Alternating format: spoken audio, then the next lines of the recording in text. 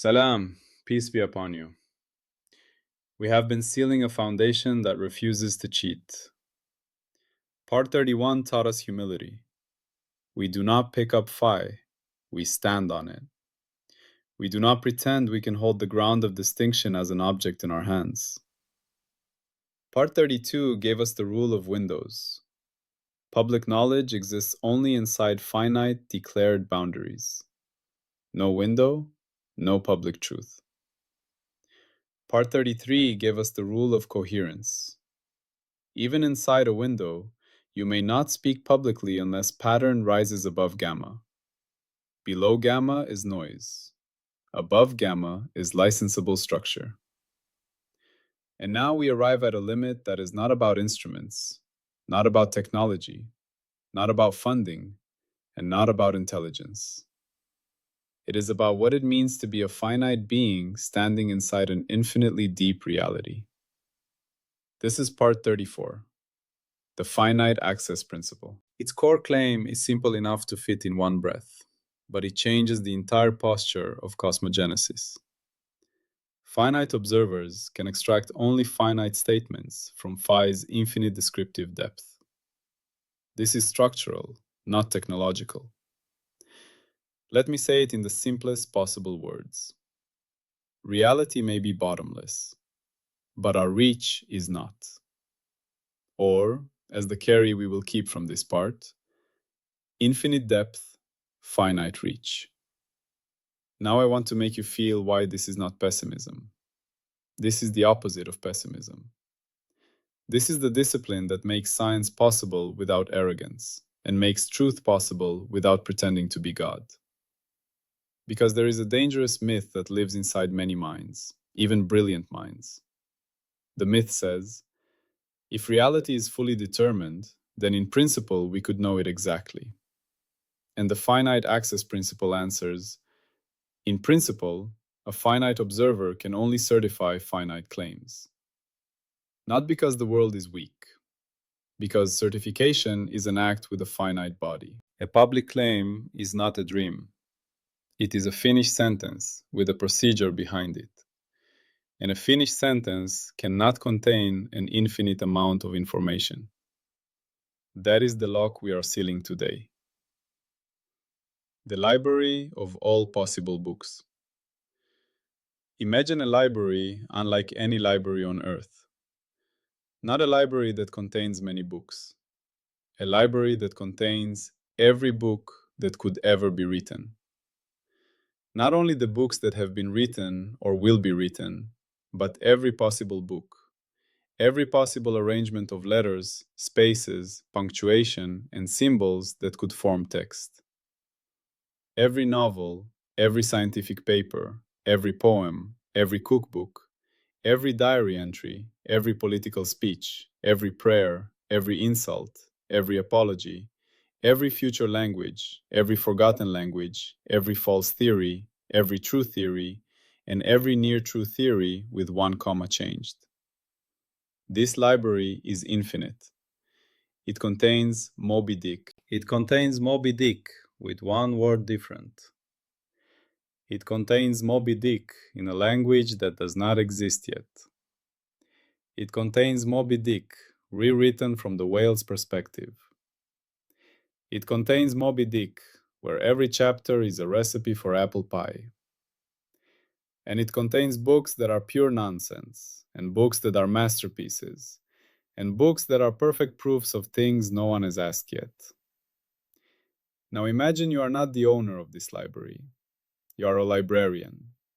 You have a finite life, finite attention, finite memory, finite time. Your job is not to read the entire library. That is impossible. Your job is simpler. Walk to a shelf, pull out a book, read it, and tell someone else what it says. You can pull one book.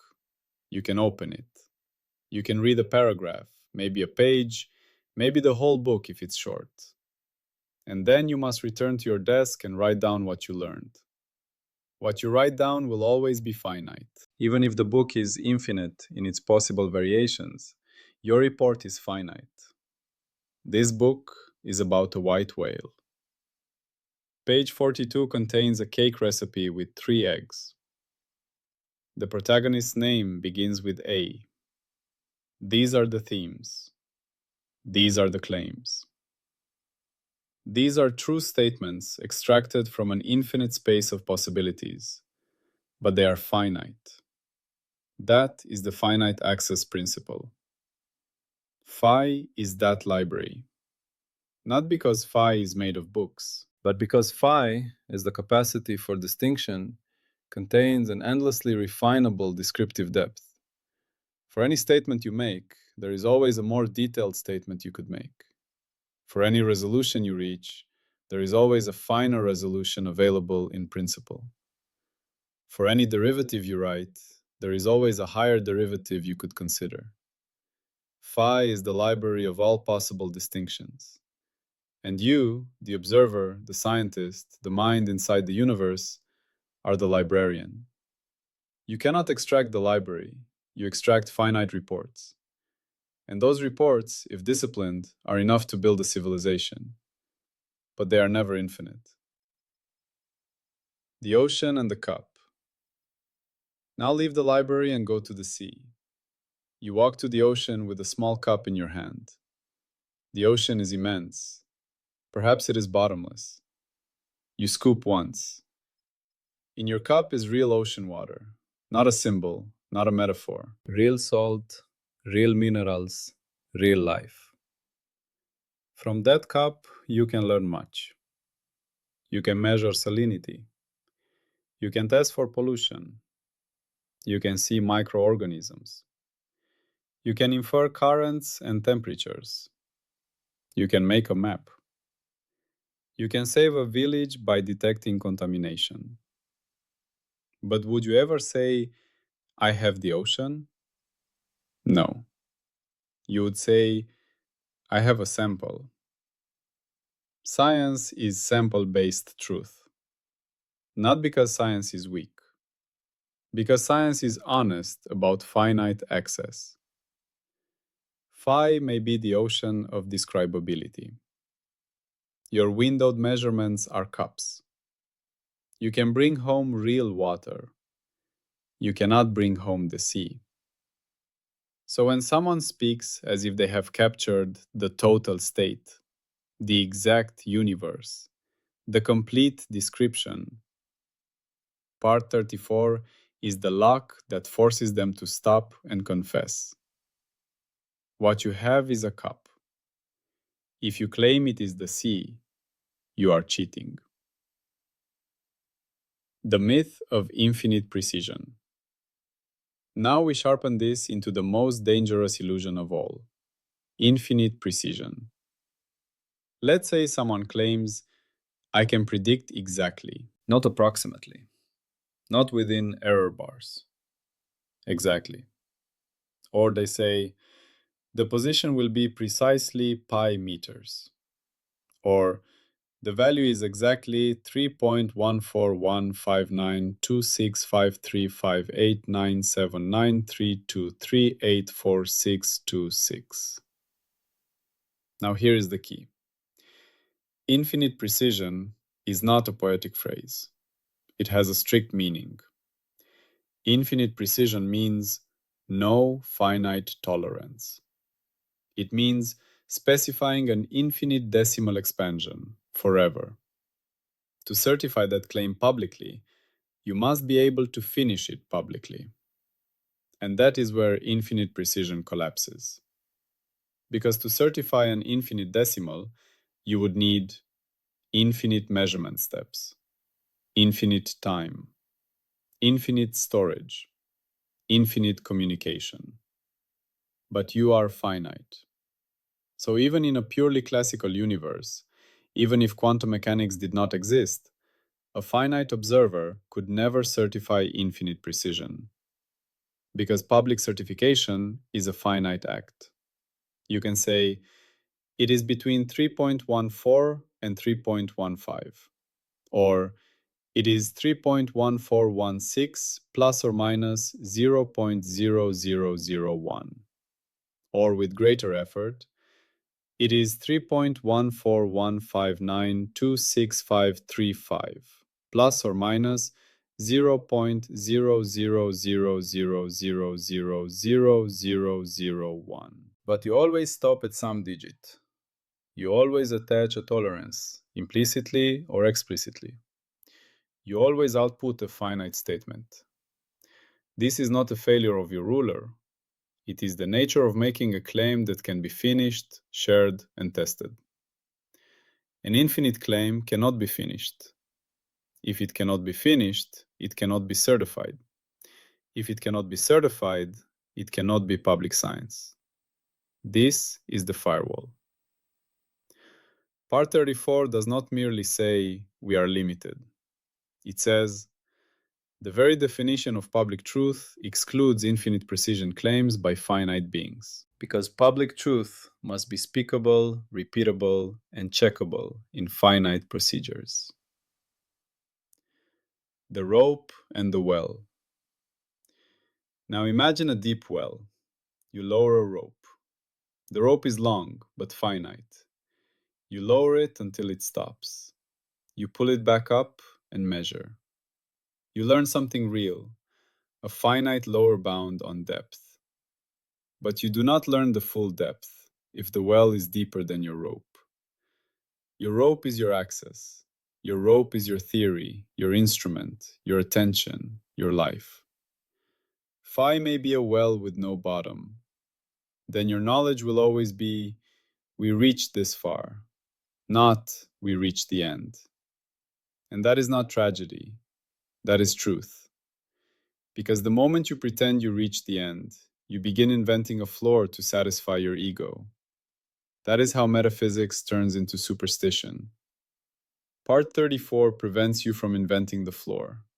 It forces you to say, we have finite rope. Two infinities, one confusion. Now we must separate two different infinities, because confusing them destroys many minds. As infinite descriptive depth.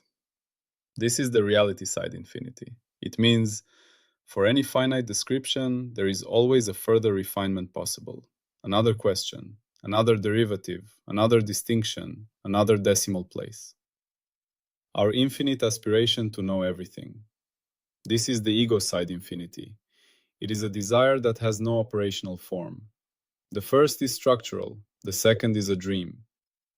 Part 34 is not denying the first infinity. It is forbidding the second from pretending to be knowledge. Phi may contain infinite possible refinement, but accessing refinement requires operations, and operations performed by finite beings are finite, so the principle is clean. All knowledge is finite extraction from an infinite capacity. The heart of science. Finite questions, finite answers. Now listen carefully, because here is where part 34 reveals itself not as limitation, but as engine.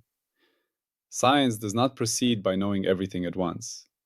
Science proceeds by asking finite questions, a finite window, a finite coherence condition, a finite protocol, and then a finite answer. Does the marker exceed this threshold under these conditions? Is the signal present in this detector region? Does the curve match the predicted shape within tolerance? Does the carpet's knot density fall within the certified range? Finite, finite, finite. And then science chains these finite claims together into a web. The web is powerful not because it is infinite, but because it is consistent, cross-checked, and expandable. And because phi has infinite depth, the web can always grow. Science never ends, not because we are slow, but because the source is endlessly refinable and we are finite. So science is a ladder that never becomes a throne. It is always climbing, never possessing. Part 34 is the law that keeps it that way. The prediction. Now we state the prediction as a structural claim, because prediction is the heart of this program. Prediction. All theories will have finite predictive scope and finite resolution. Every theory will have boundaries. Every theory will have conditions where it works. Every theory will have a finite level of detail beyond which it must either introduce new parameters, accept noise floors, break down, or become non-operational. Even the most successful theories, those that feel universal, will still be universal only within declared windows. Even the most precise predictions will still come with finite resolution. And the more honest the science, the more clearly those limits will be stated. This prediction is not a criticism of science. It is the signature of certified knowledge. When you see a theory with no declared scope and no declared resolution, Part 34 tells you to suspect smuggling. Because finite access must show up somewhere. In the domain of validity, the error bars, the calibration assumptions, the boundary conditions. If it doesn't show up explicitly, it is hiding implicitly. The falsification. Now we state the falsification because we must give reality a fair chance to correct us. Falsification. Demonstrate a finite observer making infinite precision testable predictions. Not poetry, not prophecy, not vague statements that can be reinterpreted. A finite observer must output an infinite precision prediction, and others must be able to test it publicly. If someone can do that, Part 34 fails. So if someone says, I can predict exactly, the firewall questions are simple. Write the prediction. All of it.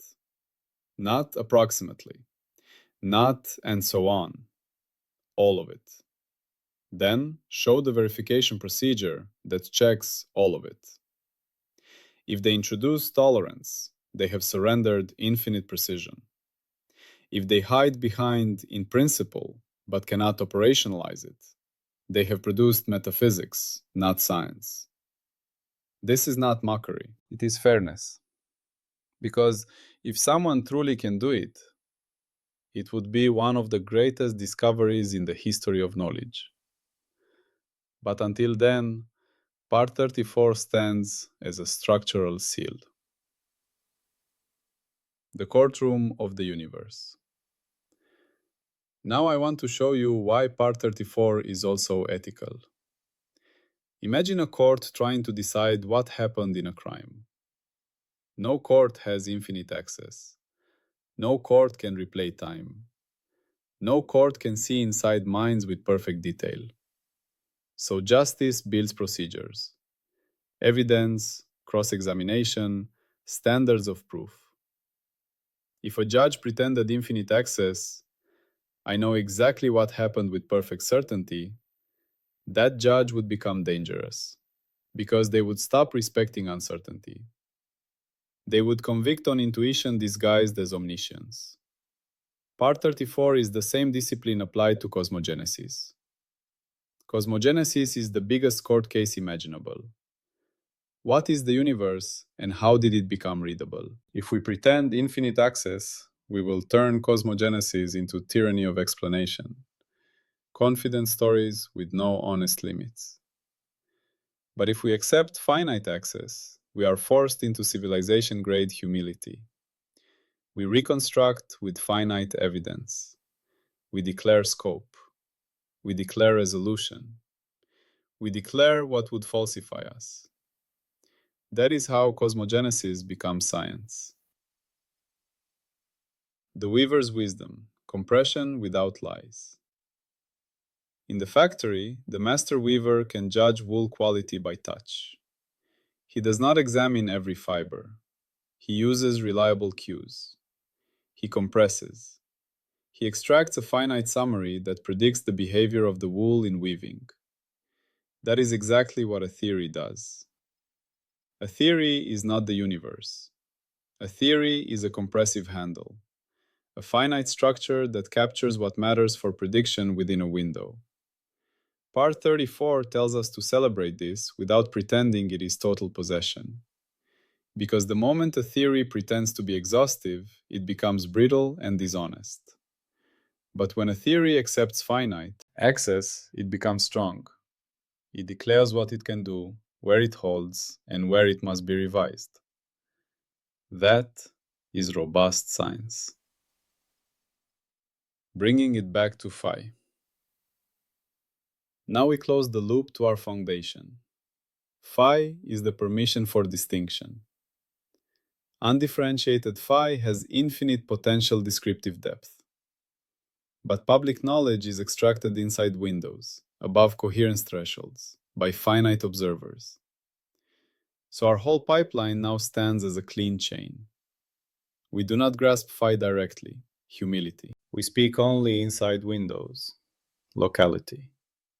We license only above coherence, gamma, threshold.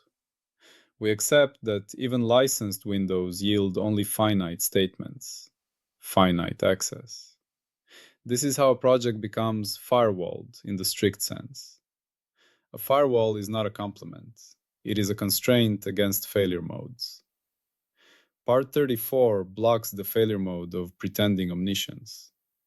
It blocks the hidden assumption that theories require infinite precision to work. It blocks the mystical dream that infinite depth implies infinite access. And it replaces all that with a disciplined operational posture. We are finite windows into an infinite capacity. The listener. Carry. Now I give you the carry again, but as an instruction you can feel in your body. When you go to the ocean, bring a cup. Bring home real water. Measure it. Compare it. Share it. But do not claim you carried the sea. Infinite depth, finite reach. Say it again. Infinite depth, finite reach. That is not defeat. That is the condition of honest knowledge. Bridge to part 35. And now the next lock becomes inevitable. If our access is finite, structurally finite, then every claim we make must come with discipline about uncertainty. We must declare error budgets, noise models, replication protocols, scopes of validity.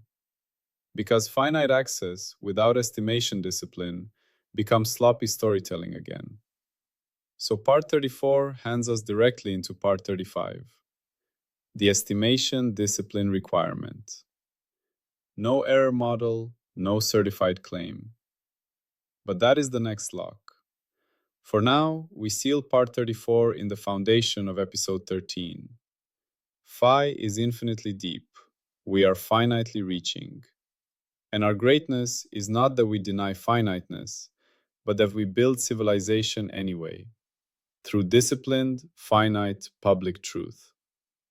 Infinite depth, finite reach. Salam, and always peace be upon you.